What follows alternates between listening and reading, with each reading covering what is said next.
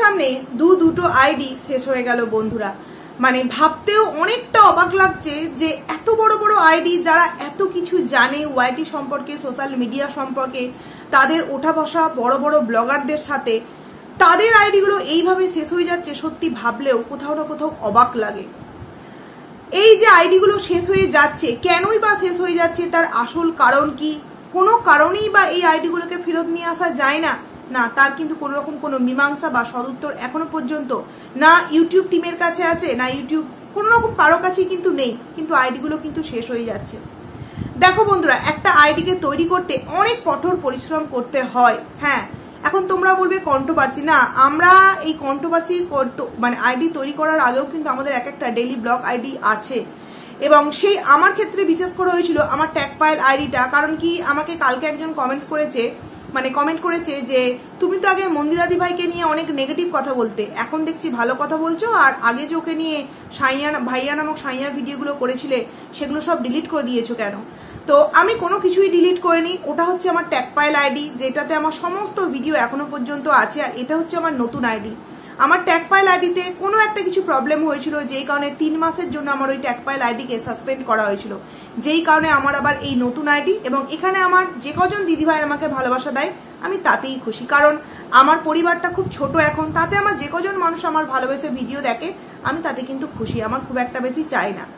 সেখান থেকে দাঁড়িয়ে এই যে বড় বড় আইডিগুলো চোখের সামনে শেষ হয়ে যাচ্ছে, তাদের কষ্টের কথা যখন ভাবি না, নিজে যদি ওই জায়গায় কখনো থাকি না, মানে আর কখনো হয়তো ওয়াইটি জগতে ফিরে আসা সম্ভব হবে না। কিন্তু কি জানো তো, এটা আমাদের মানে পেশার সাথেও এটা আমাদের একটা নেশা, তোমাদের সাথে কথা বলা। কারণ দেখো, তোমরা আমাদের যখন দেখো তখন তোমরা কিন্তু আমরা যে কথা বলছি দেখতে পাচ্ছ, কিন্তু আমরা কিন্তু দেখতে পাই না।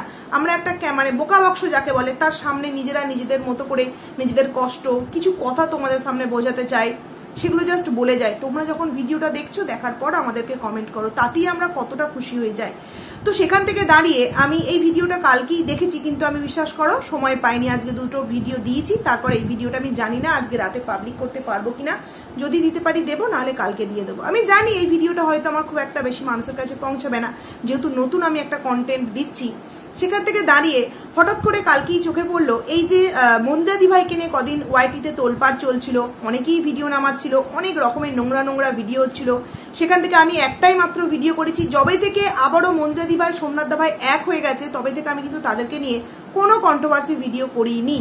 এবং কালকে না পরশু আমি একটা ভিডিও করেছিলাম যে সেই মানুষটা যখন সে তার সংসারে ফিরে এসে সুখে শান্তিতে সংসার করতে চাইছে, তার পেছনে তোমরা কেন এইভাবে মানে কি বলবো অহেতুক লেগে আছো না? অনেকের মনের মধ্যে ভাবনা হতে পারে যে ও দুদিন আগে খারাপ ছিল আবার দুদিন পর ভালো হয়ে গেল। কখনো না। ওই মন্দিরাদি ভাইকে কখনো ভালো আমি এটা বলতেও পারবো না, কখনো হয়তো ও কারো কাছ থেকে ক্ষমা পাবেও না। কারণ ও যে ভুলটা করেছে, জেনে বুঝে ভুলটা করেছে, বাচ্চা নয় যে সে অজান্তে করে ফেলেছে। কিন্তু সে তো রিয়েলাইজ করেছে না যে আমি ভুল করেছি, আমি ফিরে আসতে চাইছি। তো সেখানে তার হাজবেন্ড যেহেতু সেই ঘটনাটাকে মেনে নিয়েছে, সেখানে আমাদের মনে হয় না আর সেই বিষয়টাকে নিয়ে কন্ট্রোভার্সি করার কোনো জায়গা থাকে। হ্যাঁ, অবভিয়াসলি কন্ট্রোভার্সি করবো, তার ভিডিও থেকে যদি কোনো রকম কোনো কিছু ভুল ত্রুটি দেখতে পাই অবভিয়াসলি সেটা নিয়ে বলবো। কিন্তু আগেকার সেই সমস্ত ঘটনা তুলে আর তাকে নিয়ে কন্ট্রোভার্সি করার মতো কোনো মন মানসিকতা আমার অন্তত নেই। যাদের আছে তাদের আছে, আমার অন্তত নেই। তো সেখান থেকে দাঁড়িয়ে কিছুদিন আগে দেখলাম যে তারা গেছে দার্জিলিংয়ে তার এক দাদা বৌদির বাড়ি। সেখানে যাওয়া নিয়েও অনেক নোংরাম কথাবার্তা। মন্দিরাদি ভাই তাদের বাড়ি রান্নাঘরে গেলে বলা হচ্ছে যে তাদের মানে সংসারটাকে সে বাজেয়াপ্ত করতে চাইতে, তার হাজবেন্ডকে সে ফাঁসাতে চাইছে, এরকম। আবার বসে খেলেও বলছে যে পাটরা নেই, পরের বাড়ি গিয়ে বসে বসে খাচ্ছে, হ্যান ত্যান অনেক কথা। হঠাৎ করেই তাদের কালকে একটা ভিডিও দেখতে পাই। এমনি নর্মালভাবে আমি তাদের ভিডিও দেখতাম না, এই দার্জিলিং একটা শর্ট ভিডিও দেখছিলাম। আমি জানতামও না যে ওদের দার্জিলিংয়ে বাড়ি বা ওখানে ওনারা জব করেন, কিছুই জানতাম না। তারপর যথারীতি এই ঘটনাটা দেখার পর তাদের সমস্ত ভিডিওগুলো দেখছিলাম ওই আইডি থেকে গিয়ে, তখন সমস্ত কিছু আস্তে আস্তে জানতে পারলাম যে হঠাৎ করে নাকি তাদের আইডিটা হ্যাক হয়ে গেছে। কিভাবে হ্যাকটা হলো, মানে কোনো একটা কারণবশত তার যে জিমেল আইডিটা সেটা কারোর কাছে পৌঁছে যায়, এবং সেখান থেকেই কিন্তু এই হ্যাকটা হয়।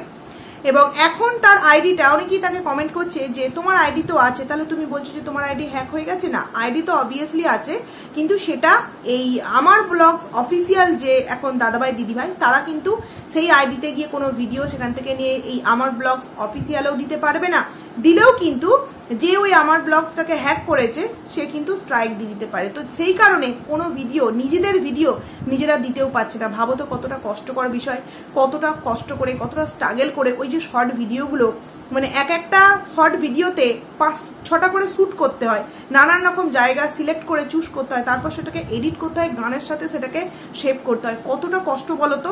সেখান থেকে দাঁড়িয়ে তারা সেগুলো দেখতে পাচ্ছে যে আমাদের এগুলো ভিডিও, অথচ তারা সেগুলো দিতে পারছে না, দিল্লি কিন্তু আবার এই নতুন আইডিটাই তাদের এফেক্ট করতে পারে। তো সব থেকে বড় বিষয়, একটা আইডি মানে তারা যে কষ্ট মানে কান্নাকাটি করছিল, হাওয়া করে কান্নাকাটি করছিল এবং বলছিল যে 3 বছর লেগে গেছে তাদের এই 49,000 সাবস্ক্রাইবার হতে মানে চললো। সেখানে মানে কত স্মৃতি, কত ভালোবাসা, কত কিছু জড়িয়ে আছে। দেখো 49,000 সাবস্ক্রাইবার, হয়তো আগে ওই দিদিভাই দাদাভাই 3 বছর লেগেছিল, এখন এই মুহূর্তে গিয়ে হয়তো দেখা যাবে 2 বছর মানে 2 মাসের মধ্যেই তার 40,000-50,000 সাবস্ক্রাইবার হয়তো হয়ে যাবে। কিন্তু কি জানো তো, ওই আইডিটায় যে স্মৃতি, এই যে ভালোবাসা, এই যে ছোট ছোট স্টোরি ভিডিও, ছোট ছোট যে রিলস ভিডিও, অনেক কষ্টে অনেকটা স্ট্রাগল করে তৈরি করা, সেগুলো তো আর থাকবে না। এবং তার থেকেও বড় কথা, রাত্রিবেলা নাকি তারা জানতে পারে তাদের এফবি পর্যন্ত হ্যাক হয়ে গেছে, ইনস্টাগ্রাম পর্যন্ত নাকি হ্যাক হয়ে গেছে। মানে যে করেছে সে কিন্তু অনেকদিন ধরেই এটা প্ল্যান করছিল, প্ল্যান করার পর কিন্তু এটা করেছে বন্ধুরা। তো এই যে হ্যাক হয়ে গেছে, এই হ্যাকের সুযোগ নিয়ে মন্দিরা দিভাইকে নিয়ে নানান রকম লোকে নানান রকম কটাক্ষ করছে যে এই মন্দিরা দিভাই নাকি যেখানেই যায় সেখানেই নাকি কালো ছায়া ঘনায়, বিপদের ছায়া ঘনায়, অশুভ, এই হ্যান ত্যান বলছে। কারণ কি, আগের বার যখন গিয়েছিল মন্দিরা দিভাই এদের বাড়ি, তখন কিন্তু এই দিদিভাইটার বাবা মারা যান, এবং তারপর এবারে যখন গেল, এবারে ওখান থেকে আসার পর কিন্তু আইডিটা হ্যাক হয়ে গেল, তার জন্য মন্দিরা দিভাইকে দোষী করা হচ্ছে।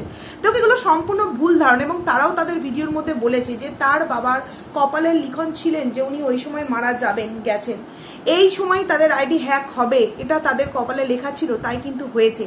এবং এই যে ইমেল আইডি যে লিঙ্কটা কোনো না কোনো কারণবশত বললো যে কোনো হয়তো বাচ্চার হাতে তো ফোন থাকে, বাচ্চার হাত ধরেই বলো বা কেউ না কেউ সেই ইমেল আইডিটা, আমার ফোন নেয় অনেকেই, মানে নিয়েছে হয়তো, সেখান থেকে পেয়ে গেছে। তো সবাইকে সাবধান বার্তা একটা দিল এই ভিডিওটার মধ্যে, বাচ্চাদের হাতে ফোন দেবেন না, যেটাতে অন্তত আপনার অ্যাকাউন্ট আছে সেই ফোন দেবেন না, এমনকি নিজেরা ছাড়া অপরিচিত কাউকে নিজেদের হাতের ফোন কখনোই হ্যান্ড ওভার করবেন না। কারণ কে কি কোন ছলে কে কি করে দিতে পারে সত্যি বলা বড়ই কষ্টের বন্ধুরা। তো এই তো গেল একটা ঘটনা। আমি সবাইকে বলবো এই আমার ব্লগস অফিসিয়াল এখন যেই দাদাভাই দিদিভাই তাদের পাশে তোমরা থেকো, তাদের যে স্বপ্ন তোমরা পূরণ করো। কারণ কি, তাদের ব্লগটা খুবই সুন্দর ব্লগ। আমি দেখি না, আমি সত্যি বলতে দেখি না, তাদের রিলসগুলি দেখতাম, এবং সত্যি কথা বলতে কোনো কষ্ট নেই, মন্দিরা দিভাইদের আইডি থেকে কিন্তু আমি এদেরকে চিনিছি, নচেত এরা কারা, এদের ইতিবৃত্তান্ত কিছুই জানতাম না। মন্দিরা দিভাইয়ের আইডিতে যখন এদেরকে দেখেছিলাম, তারপর থেকে আস্তে আস্তে কিন্তু তাদেরকে চিনি।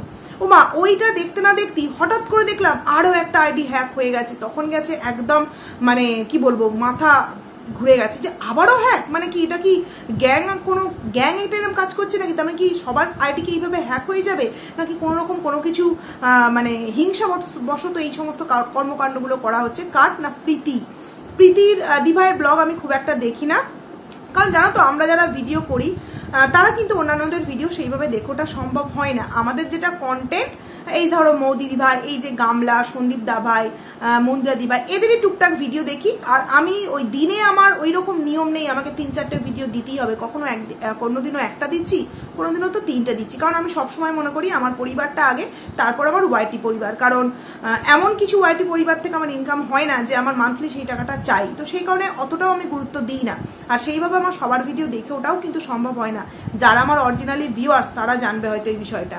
তো সেখান থেকে দাঁড়িয়ে প্রীতি দিভাইয়ের সাথে যে ঘটনাটা ঘটেছে সেটা তো আরও আশ্চর্যজনক। এখানে এই যে আমার ব্লগ অফিসিয়ালে যে দাদাভাই দিদিভাই আছে, এখনো কিন্তু তাদের আইডিটা ইউটিউবে আছে।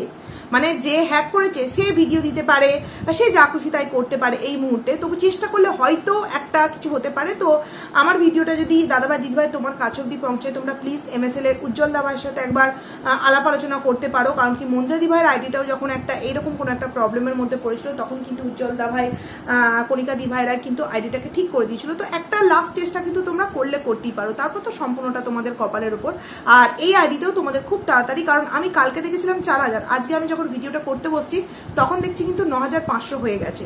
তো অটোমেটিক্যালি সাবস্ক্রাইবার হয়ে যাবে। তো সেখান থেকে দাঁড়িয়ে প্রীতি দিভাইয়ের সাথে যে ঘটনাটা হয়েছে সেটা তো আরও খারাপ। 6 লাখের একটা আইডি, আমরা কদিন ধরেই দেখতে পাচ্ছিলাম, মানে আমি অন্তত দেখিনি, দিদিভাই বলছিল নিজে, প্রীতি দিদিভাই, যে 3 দিন হলো তার আইডিতে নানান রকম গেমিং ভিডিও আপলোড হচ্ছিল। তো এই গেমিং ভিডিওর কথা বলতে গিয়ে একটা কথা আমার খুব জানতে ইচ্ছা করছে, যে এই যে সোমনাথ দা ভাইয়ের আইডিটা MS ক্রিয়েটার, এই যে আইডিটা, এই আইডিটা অ্যাকচুয়ালি কি হয়েছে তোমরা কি কেউ জানো? আমি সত্যি বলতে জানি না, কারণ সেভাবে তো আমি মন্দিরা দিভাইকে নিয়ে ভিডিও করি না, তাই জানিও না। টুকটাক মাঝে মিশালে দেখি, তো দেখেছি যে গেমিং ভিডিও আপলোড হয়, কোনো রকম কোনো MS ক্রিয়েটারের যে ব্লগ ভিডিও সেটা কিন্তু আপলোড হয় না। তো এটা কি হ্যাক হয়ে গেছে নাকি এটা সোমনাথ দা ভাই নিজে থেকেই করেছে? যাই হোক, এর কোনো রকম কোনো অ্যান্সার আমার কাছে নেই, তোমরা যদি কেউ জেনে থাকো অবশ্যই কমেন্টস করে জানিও, খুব জানার ইচ্ছা এটা আমার। তো এই প্রীতি দিভাইয়ের সাথে যেটা হয়েছে, 3 দিন হলো তার আইডিতে নাকি এরকম নানান রকম কার্টুন ভিডিও আপলোড করা হচ্ছিল। তো তখনই প্রীতি দিভাই বুঝতে পেরেছিল যে আইডিটা হয়তো হ্যাক হয়ে গেছে। তো সে চেষ্টা করছিল ইউটিউব টিমের সাথে কথাবার্তা বলে যাতে সেই আইডিটাকে আবারও ফেরত নিয়ে আসা যায়। তো হঠাৎ করে সে যখন একদিন স্কুল যাচ্ছিল, সে মানে স্কুল থেকে আসছিল না যাচ্ছিল, তখন দেখতে পায় যে তার একটা মেল আসে যে তার আইডিটা পুরোপুরি ডিলিট হয়ে গেছে, পুরোপুরি ডিলিট করে দেওয়া হয়েছে। তখন তো তার মাথায় পুরো আকাশ ভেঙে পড়েছে যে আইডি ডিলিট। তারপর একের পর এক মেল আসতেই থাকছে, কিন্তু তার হাত পা বাঁধা আছে। মানে কতটা কষ্টকর ওই সিচুয়েশনটা ভাবো, নিজের আইডি আমি কিছুই করছি না, অথচ আমার আইডি আমার চোখের সামনে শেষ করে দেওয়ার জন্য ওয়ার্নিং দিচ্ছে যে এটা ডিলিট করো, ওয়ার্নিং দিচ্ছি এটা ডিলিট করো, নাহলে কিন্তু তোমার আইডি ডিলিট করে দেবো, তাড়াতাড়ি এইটা তুমি ডিলিট করো। কিন্তু সে তো করছে না, তার কাছে কোনো অপশানই নেই, তার হাত পা বাঁধা। সে তখন কি করবে বন্ধুরা? চোখের জল ছাড়া আর নিজেকে পুরো ছন্ন ছাড়া আর কি করতে পারে বলো? তো যখন বলছিল না, আমার গায়ে জাস্ট কাঁটা দিয়ে উঠছিল যে এরকম সিচুয়েশন সত্যিই মানে সহ্য করাটা খুবই কষ্টকর। বলছে সেই আইডিটায় তোমার অন্য দেশ, অন্য কান্ট্রি থেকে কিন্তু তোমার ভিডিও ডাউনলোড হচ্ছিল, মানে ভিডিও আপলোড হচ্ছিল, এবং সেগুলো ইউটিউব গাইডলাইন্সের বাইরে।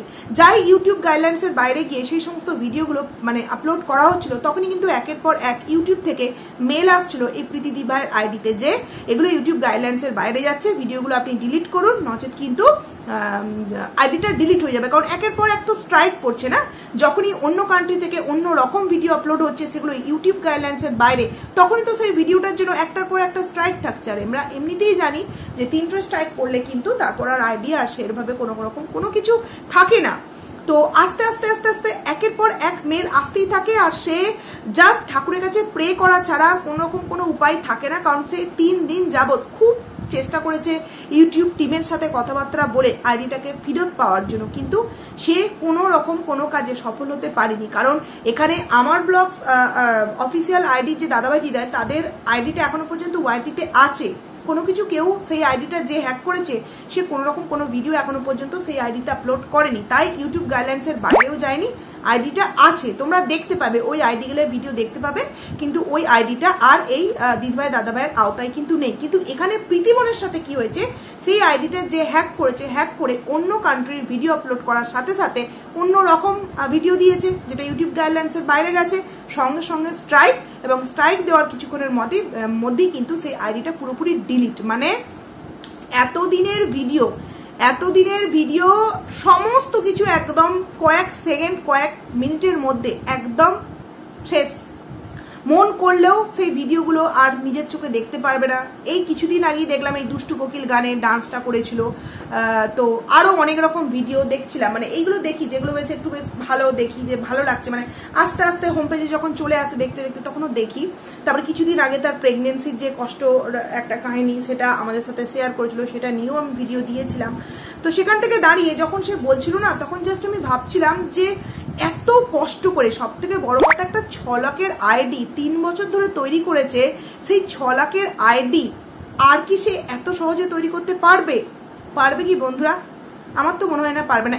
এইদিকে কিন্তু আমার ব্লগ আইডিটা হয়ে যাবে, কারণ কি বলবো, হয়ে যাবে, কিন্তু এখানে প্রীতি দিভাই যে আগে যেভাবে ভিডিও করতো, যে একটা শক্তি দিয়ে দেখবে একটা, কারণ এদের আইডিটা ছিল 50,000-এর, এদের 6 লাখ, মানে কত এতে ভিডিও আছে, কত স্মৃতি, কত ঘটনা, সেখান থেকে দাঁড়িয়ে একটা তো কষ্টের জায়গা থাকি, তাই না, যে 6 লাখ মানে সাবস্ক্রাইবার আইডিটা আমি হারিয়ে ফেললাম। তো একটাই কথা বলবো যে প্রীতি দিভাই কষ্ট পেও না, তুমি আবারও চেষ্টা করো, যেভাবে ভিডিও দিচ্ছ ভিডিও দাও, আমরা প্রত্যেকে পাশে আছি। অনেকেই দেখলাম কমেন্ট করেছে প্রীতি দিভাইয়ের কমেন্ট সেকশানে যে তোমার খুব অহংকার হয়ে গিয়েছিল। তো সত্যি কথা বলতে কোথাও না কোথাও এটা একটু হলেও মনে হয়েছিল। ওই কারণেই বললাম যে আমার ব্লগস অফিসিয়াল আইডি যে দাদাভাই দিদা, এরা কিন্তু খুব মানে খুব ভদ্র। এদের ভিডিও একটা দেখেছি তো আরও দেখতে যেন ভালো লাগছিল, কিন্তু কোথাও না কোথাও এই প্রীতিদি ভাইয়ের ক্ষেত্রে কি বলবো, প্রথমকার যে ভিডিওগুলো দেখতাম তার পরবর্তী ভিডিওগুলোতে অনেকটা পরিবর্তন চলে এসেছিল। তার কমেন্ট সেকশানেও কিন্তু এরকম এসছে যে যখন তোমাকে প্রথম থেকে দেখি তখন তুমি যে প্রীতিদি ভাই ছিলে, তোমার যত সাবস্ক্রাইবার বাড়তে থাকে তুমি তত নিজেকে চেঞ্জ করতে থাকো। তো অহংকারই হচ্ছে পতনের মূল, এইরকম অনেকে কমেন্ট করেছে। তো আমি বলবো যে এই মুহূর্তে আর কাটা খায় প্লিজ নুনের ছেটা দিও না। তো সেখানে একটা জিনিস খুব ভালো লাগলো, যে কমেন্ট করেছে অহংকার পতনের মূল, তাকে রিপ্লাই দিয়েছে পাশে থেকো। এই যে তোমরা একটা সরল মনের ভাব, তুমি যে হয়তো কোথাও না কোথাও রিয়েলাইজ করেছো যে হ্যাঁ আমার হয়তো ভিউয়ার্সদের জন্যই আমার এই অস্তিত্ব, ভিউয়ার্সরা যদি আমাদেরকে ভালোবাসা না দেয় আমাদের এই অস্তিত্ব আর থাকবে না, সেখানে তুমি যে কমেন্টে রিপ্লাই দিয়েছো পাশে থেকো, এটা সত্যি আমার খুব ভালো লাগলো। তো একজন কন্ট্রোভার্সি ক্রিয়েটার হিসেবে শুধু এই কথাই বলবো যে আমার নিজের ছোট্ট একটা আইডি থেকে যে কজন ভিউয়ার্স আমাকে ভালোবাসো তারা প্রত্যেকে আমার ব্লগস অফিসিয়াল এবং প্রীতিদি ভাই এদের দুজনকার পাশে থেকো, এদের ভিডিও দেখো। কি জানো তো, আমরা কন্ট্রোভার্সি করি, আমরা অন্যের নিয়ে ভিডিও করি, এগুলোতে কিন্তু আমাদের কোনো স্মৃতি থাকে না, তাই না? তো কিন্তু এরা যারা ব্লগ করে তাদের কিন্তু অনেক স্মৃতি থাকে। যেমন আমার ট্যাগ পাইল আইডি, অনেক কিছু ছিল তাতে। আর সেই আইডিটা, সেই যে 3 মাস সাসপেন্ড করা হলো, সেই যে রিচ ডাউন হলো, তারপর থেকে আমি সেই আইডিটাকে যতই ভিডিও দিই আমি আর সেই আইডিটাকে মানে আগের মতো গ্রোথে আনতেই পারছি না। জানি না কিভাবে কি করব, জানি না কোনদিন হয়তো সেই আইডিটা পুরোপুরি আমার শেষই হয়ে যাবে, কারণ আমি যতই ভিডিও দিই সেই ভিডিও কারোর কাছে পৌঁছায় না, ইউটিউবে হয়তো পৌঁছাতে দেয় না, কারণ যে 3 মাসের একটা গ্যাপিং, আমি না চাইতেও সেই গ্যাপিং, কিন্তু এই যে বললাম ভালোবাসা, তোমাদের সাথে কথা বলা, আমার যে একটা জায়গা কাজের, সেটা আমাকে বজায় রাখতে হবে, তার জন্য কিন্তু পায়েলস ফ্যামিলি। তো একটা কথা বলবো যে তোমরা প্রত্যেকে এদের পাশে থেকো, এদের ভালোবাসা দিও। এবং এইরকম মানুষ কেন করে আমি বুঝতে পারি না। হ্যাঁ, কেন করে, কি কারণে করে, মানে করে কি পায় তারা? কিছুই তো তারা পায় না। কারণ যখনই ভিডিও দিচ্ছিল ওর আইডিতে তখনই কিন্তু অনেকে কমেন্ট করছিল, মানে প্রীতিবোনের যে আইডিতে যে ফেক ভিডিওগুলো আসছিল তখনই অনেকেই কমেন্ট করছিল যে তোমার কি আইডিটা আবারও হ্যাক হলো, এটা হ্যাকারদের ভিডিও, তোমার ভিডিও নয়, কিন্তু ও তো রিপ্লাই দিতে পারছে না। তো এইরকম পরিস্থিতি যখন আসে না, তখন সত্যি গায়ের লোম পুরো একদম এইভাবে খাড়া হয়ে যায় কষ্টে। তো যাই হোক, একটা কথাই বলবো, প্রত্যেকের পাশে থেকো, অবভিয়াসলি আমার পাশেই থেকো, আমার পাশে অবশ্যই থেকো, এটুকুনি বলবো। কারণ আমি জানি আমি 3 মাস মাত্র আমার আইডিটাকে হারিয়েছি, এবং 3 মাসের হারানোতে আমার ট্যাগ পাইল আইডি, অনেকেই হয়তো এখনো জানে না যে আমি পায়েলস ফ্যামিলি আইডি ওপেন করেছি। অনেকেই অনেকদিন পর কমেন্টস করে জানায় যে তোমার আরও একটা আইডি ছিল না, তো তোমার সেই আইডি কোথায় গেল, মানে তারা জানেই না। আর আমি এই আইডিতে ভিডিও দিই, তারা হয়তো জানেই না, কারণ সেই আইডিটায় আমার অনেক মানে 1200-1300টা ডেলি ব্লগ ভিডিও, অনেক কিছু আছে, সমস্ত কিছু রিচ ডাউন হয়ে গেছে। তো যাই হোক, চলো বন্ধুরা, অনেক কথা তোমাদের সাথে শেয়ার করলাম, জানি তোমরা প্রত্যেকেই হয়তো জেনে গেছো, তবুও জানানোটা প্রয়োজন মনে হলো, কারণ প্রত্যেকের ভিউয়ার্স আলাদা হয়। তো সেই কারণে আমার ভিউয়ার্সদের জন্য আমার এই কথাটা একদিন দেরি হলেও জানাতে প্রয়োজন মনে হলো, তাই জানালাম। তো চলো, তোমরা প্রত্যেকের পাশে থাকো, এইটুখানি বলার। তো চলো, টাটা।